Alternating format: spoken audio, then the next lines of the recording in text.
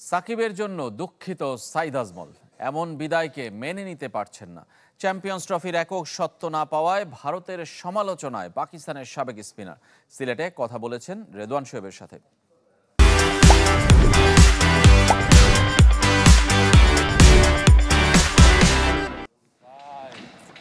Dhaka ক্যাপিটালসের mentor হয়ে সিলেটে এখন সাইদ আজমল। একসময় ওয়ানডে আর টি-20 র্যাঙ্কিংয়ে 1 নম্বর বোলার, এখন একই সঙ্গে পাকিস্তানের স্পিন বোলিং কোচও। ক্ষোভ ঝরেছে পাকিস্তান হাইব্রিড মডেলে রাজি হওয়ায়। এটা কোনোভাবেই কাম্য নয়। আমরা 2023-এ ভারতে খেলতে গিয়েছিলাম, এমনকি কোনো দলের আমাদের এখানে খেলতে আপত্তি নেই, অথচ ওরা রাজি হলো না। পিসিবি হাইব্রিড মডেল মেনে নেবে ভাবিনি। এভাবে খেলা আয়োজনে ক্রিকেটের আবেদন কমে যায়। তারপরেও 29 বছর পর কোনো আইসিসি ইভেন্ট নিজ দেশে হচ্ছে ভেবে উচ্ছ্বসিত সাইদ আজমল। हर कंट्री में आईसीसी का इवेंट होता है तो पाकिस्तान में क्यों नहीं हो रहा था? এটা আমাদের জন্য গর্বের ব্যাপার। এটা আরো আগেই হতে পারত।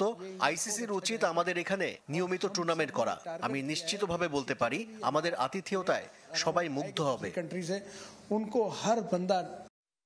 বোলিং অ্যাকশনের ত্রুটির জন্য সাইদ আজমলের ক্যারিয়ার লম্বা হয়নি। পাকিস্তানি সংবাদ মাধ্যম স্টেটসম্যানকে দেয়া সাক্ষাৎকারে অকপটে স্বীকার করেছেন পাকিস্তানের হয়ে খেলেছেন বলেই নির্বাসনে যেতে হয়েছে ক্যারিয়ারের মধ্য গগনে।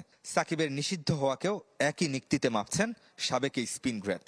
वर्ल्ड नंबर 1 ऑलराउंडर रहा है, इतने अरसे रहा है और 17 ईयर।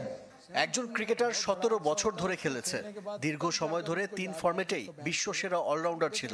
হঠাৎ করে তার বোলিং অ্যাকশন নিয়ে প্রশ্ন তোলার মানে কি? আমি ওর জন্য দুঃখিত। আইসিসি এবং বিগ 3 আসলে ভালো ক্রিকেটারদের খেলতে দিতে চায় না। अच्छा प्लेयर खेलने नहीं देते। 2014 সালে দ্বিতীয় দফায় বোলিং অ্যাকশন নিয়ে আইসিসির নিষেধাজ্ঞার পর আর মাঠে নামা হয়নি সাইদ আজমলের। রেদওয়ান শোয়েব, চ্যানেল 24, সিলেট।